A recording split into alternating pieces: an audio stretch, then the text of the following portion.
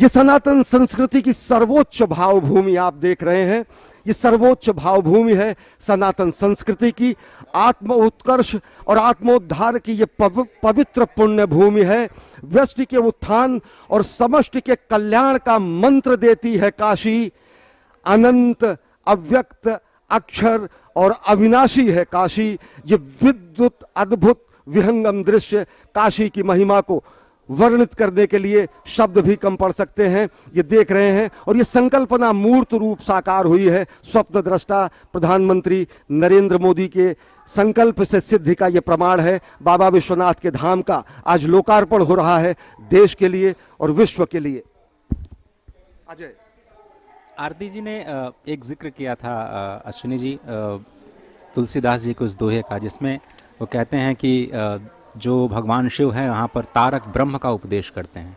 यहाँ जो कोई भी मृत्यु को प्राप्त होता है उस नाम का उपदेश करते हैं जो आपको तमाम जीवन मरण के चक्र से विनुर्मुक्त कर देता है, और इसीलिए इस क्षेत्र को अविमुक्त क्षेत्र कहा जाता है। भगवान शंकर ने स्वयं इस क्षेत्र को आनंद वन का नाम दिया। भगवान पिनाकी शंकर ने इसको आनंद इसलिए कहा क्योंकि ये जो काशी क्षेत्र है वो अपने आप में मोक्ष स्वरूप ही है। बहुत सारे लोग ये कहते हैं कि वृंदावन जैसे धाम में रहने वाले लोग कहते हैं कि हमें तो मुक्ति नहीं चाहिए, हमें मोक्ष नहीं चाहिए, हमें तो भक्ति चाहिए। बहुत ही स्पष्ट तौर पर ये वर्णित है काशी खंड में कि भगवान शिव केवल मोक्ष नहीं देते, सब कुछ देते हैं। जो मोक्ष चाहता है उसे वो मोक्ष देते हैं, जो मोक्ष नहीं चाहता उसे वो इष्ट देते हैं। अपने इष्ट की प्राप्ति, अपने लक्ष्य की प्राप्ति और मोक्ष की प्राप्ति, जो कुछ भी अगर आप चाहें आप इस आनंद वन में प्राप्त कर सकते हैं, जिसे स्वयं भगवान पिनाकी ने इसे अपना नाम दिया। इस पूरे वन में जितने भी शिवलिंग हैं, यहाँ तक कि जितने भी कंकड़ हैं, उसको शिव स्वरूप कहा गया है। क्योंकि जैसा हमने शुरुआत में बताया कि ये पूरा का पूरा जो काशी खंड है, ये पूरा का पूरा काशी खंड इस पृथ्वी के भूभाग से अलग है, क्योंकि भगवान शिव और उनकी शक्ति शिवा। अब आप ये स्पष्ट तौर पर जो आरती जी ने भगवान तुलसी का जो जिक्र किया और उनके चौपाई का जो जिक्र किया, स्पष्ट तौर पर शुरुआत में ही भगवान रामचरितमानस की शुरुआत में ही अश्विनी जी वो शिव और शिवा की आराधना करते हैं। क्यों? क्योंकि प्रयागराज की धरती पर याज्ञवल्क्य और भारद्वाज जी के बीच में जो रामायण को लेकर के प्रश्न पूछे गए, जब उन्होंने राम कथा पूछी भारद्वाज मुनि से याज्ञवल्क्य जी ने, तो उन्होंने उनको शिव कथा सुनाई। शिव कथा से शुरुआत होती है, क्योंकि जब तक आप शिव को नहीं समझेंगे, मर्यादा पुरुषोत्तम राम को समझना आपके लिए संभव ही नहीं है। और इसीलिए श्रीमद् भागवतम में जब परीक्षित भगवान सुखदेव से कृष्ण कथा पूछते हैं, तो पहले भगवान सुखदेव उनको राम कथा सुनाते हैं। जब तक आप राम को नहीं समझेंगे, जब तक आप राम की मर्यादा का चश्मा नहीं लगाएंगे, आपको योगेश्वर कृष्ण समझ में आ ही नहीं सकते। जब तक आप शिव को नहीं समझेंगे, राम तक आपकी गति हो ही नहीं सकती। और उसी तारक ब्रह्म, उसी शब्द जिसका उपदेश भगवान शिव यहाँ पर मरने वालों के कान में कहते हैं, वो शब्द ही है राम या फिर प्रणव, ओम।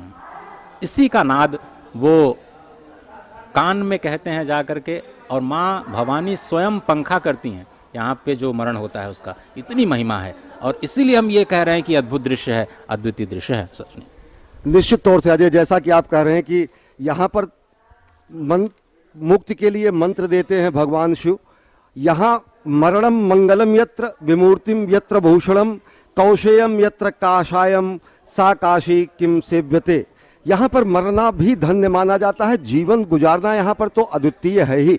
और सबसे बड़ी बात यह है कि भगवान शिव की ये नगरी हर तरीके से, ये धर्म, कर्म और आध्यात्म का यहाँ पर संगम है, साहित्य, कला, संगीत का यहाँ पर संगम है, सनातन संस्कृति का ये सर्वोच्च प्रकाश स्तंभ तो है ही, साथ ही साथ ये स्पष्ट तरीके से पूरी दुनिया का सबसे प्राचीन, सभ्यता से भी प्राचीन, इतिहास से भी प्राचीन, मानव संस्कृति से भी प्राचीन ये नगर है, क्योंकि भगवान शिव ने सर्वप्रिय नगर के रूप में हिमालय के बाद अगर कहीं पर साक्षात माँ पार्वती के साथ वास किया तो यहीं काशी में उन्होंने वास किया, और काशी को ये गौरव प्राप्त है। और काशी के गौरव में, काशी की गरिमा में, काशी की महिमा में आज एक और स्वर्ण जड़ित, काशी के मुकुट में एक स्वर्ण जड़ित रत्न जैसा लग रहा है काशी का ये धाम, भगवान के धाम का ये पुनर्निर्माण और पुनर्विस्तार, जहाँ पर आप देख सकते हैं कि माँ गंगा से भगवान विश्वनाथ के बीच के सारे अवरोधों को हटा दिया गया है। सनातन संस्कृति बेहद विशिष्ट है। इसको अगर देखें तो हमने ही पूरी दुनिया को, जब पश्चिम ने वनफल खाकर छाल पहनकर लाज बचाई, अजय, जब पश्चिम ने वनफल खाकर छाल पहनकर लाज बचाई, तब भारत से सामगान का स्वर्गिक स्वर था दिया सुनाई। हमने सामगान किया तब जब पश्चिम की पूरी सभ्यता केवल वन फल खाकर छाल पहनकर अपनी लाज बचाती थी, वन और कंदराओं में रहती थी, सभ्यता के लिए उसने नगर नहीं बसाए थे। तब भारत के इन्हीं तटों पर, गंगा के इन्हीं तटों पर वेद की ऋचाओं को लिखा गया, सामगान का ध्वनि यहाँ से पूरी दुनिया ने सुना। और इसी को अगर कहा जाए तो ये स्पष्ट है कि मैं अखिल विश्व का गुरु महान, देता विद्या का अमर दान, मैंने दिखलाया मुक्ति मार्ग, मैंने सिखलाया ब्रह्म ज्ञान, मेरे वेदों का ज्ञान अमर, मेरे वेदों की ज्योति प्रखर, मानव के मन का अंधकार क्या कभी सामने सका ठहर, मेरे स्वर नभ में गहर गहर, सागर के जल में छहर छहर, इस कोने से उस कोने को कर सकता जगती सौरभमय। ये सनातन संस्कृति है जिसने विश्व को सभ्यता का, संस्कृति का, संस्कार का, धर्म का, आचार का, व्यवहार का, मर्यादा का मंत्र दिया, और उन्हीं मंत्रों पर पूरी दुनिया आरूढ़ है। हम ही ने उद्घोष किया वसुधैव कुटुंबकम। अजय, आरती। बिल्कुल सही कहा अश्विनी आपने।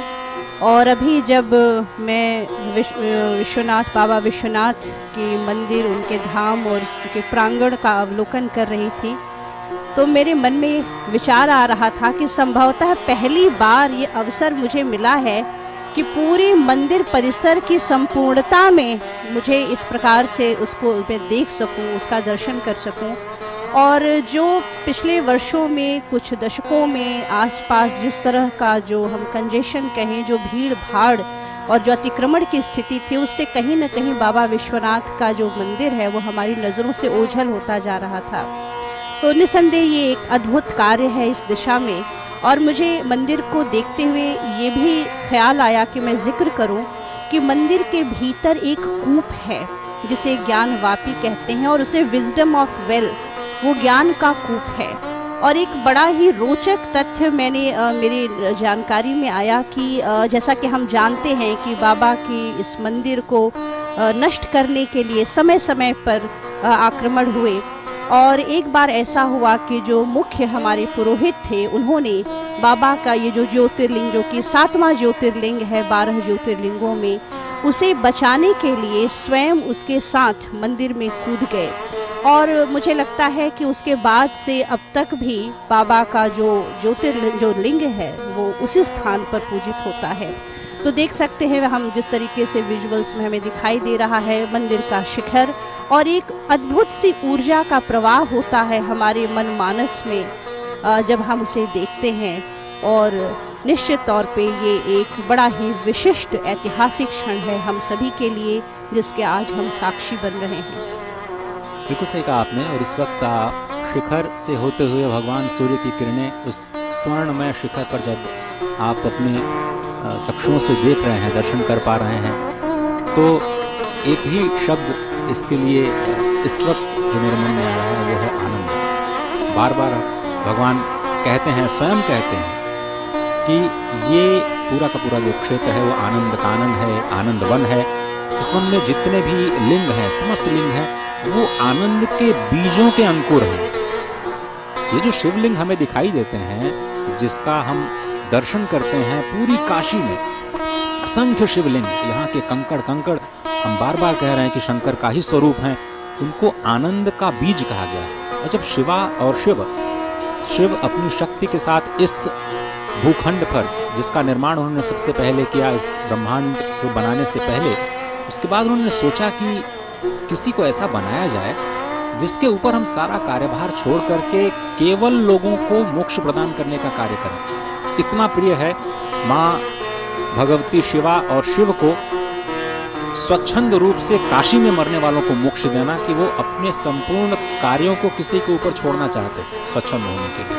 उसके बाद भगवान श्री शिव अपने वाम अंग पर अपनी कृपा दृष्टि डालते हैं और वहां से पुरुषोत्तम प्रकट होते हैं।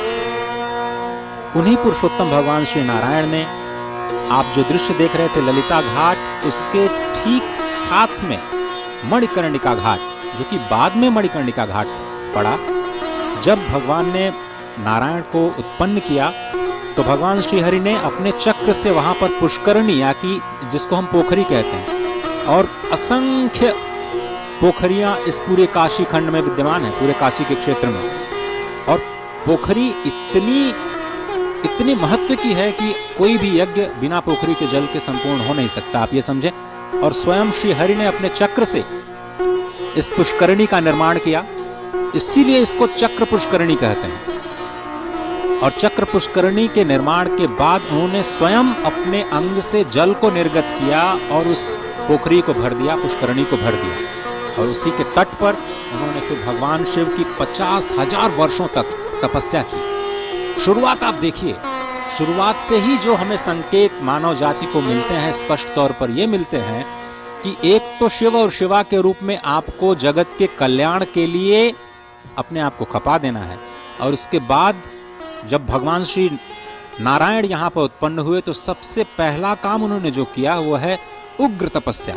50,000 वर्षों तक इतनी भीषण भगवान श्री हरि नारायण ने तपस्या की कि भगवान शंकर का मस्तक हिल गया। और जब उन्होंने अपने ललाट को थोड़ा सा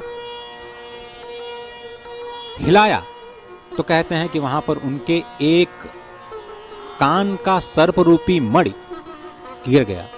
और इसीलिए जो पहले चक्र पुष्करणी 50,000 वर्षों के पहले जो क्षेत्र चक्र पुष्करणी था, उसको बाद में मणिकर्णिका कहा जाने लगा, क्योंकि भगवान के कान से उस ललाट के स्वेदन से जो कर्णिका गिरी, उससे ये पूरा का पूरा जो क्षेत्र है वो मणिकर्णिका नाम से प्रसिद्ध हो गया।